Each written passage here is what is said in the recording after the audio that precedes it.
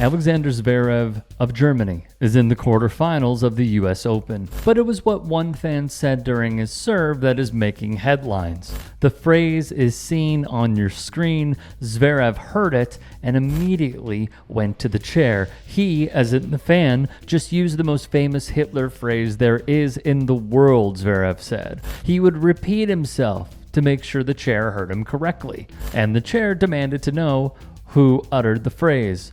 When no one owned up to it, it led to this. Security would make their way over to the section where the comment was made. Many in attendance started to stand up and some pulled out their phones to capture the scenes. It's quite clear those working the venue ask him to depart from his seat, and the attendee at first looks over to his partner, would eventually oblige. The man gets to his feet and makes his way towards the exit as he is jeered on his way out. Security follows him, but not without one man pointing his finger and sharing some words with him. Kenny Ducey of the Action Network would credit ESPN tennis analyst and Coco golf coach Brad Gilbert as helping to identify the man. The match would be halted. Zverev would go on to triumph, but spoke on it post-match. He tried to deny it. What he started singing the anthem of Hitler that was back in the day.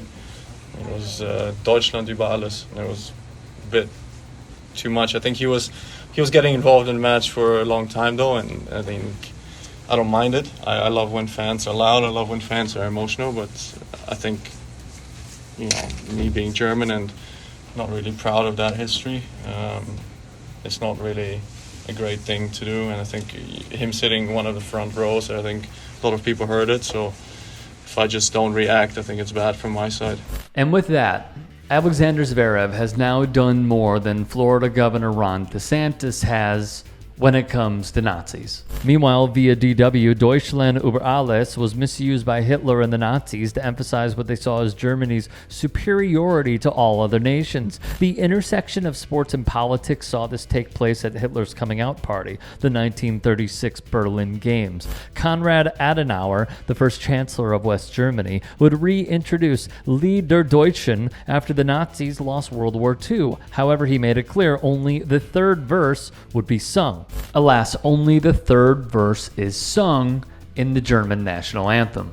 And why it is so hurtful for this fan to utter such a phrase.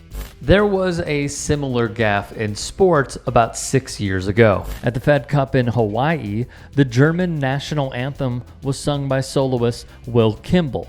Andrea Petkovic, a German player in attendance, would call it one of the worst experiences in her life. This came in 2017, coinciding with the rise of former American President Donald Trump. Many Germans saw the parallels between the national anthem at the Fed Cup and POTUS's rhetoric of America First. For Zverev, Petkovic, and Germans everywhere, it's quite simple. It's just a no-no. The offending verse, which traditionally began the anthem, is now considered anachronistic, wrote The Guardian. Fast forward to present day, the rise in anti-Semitism is not isolated. In the state of New York, where the US Open takes place, anti-Jewish hatred has reportedly risen 41%. For Zverev, he would go on to drop the set, but win the match in a thriller. He'd tell ESPN, it's his loss, to be honest, to not witness the final two sets of that match.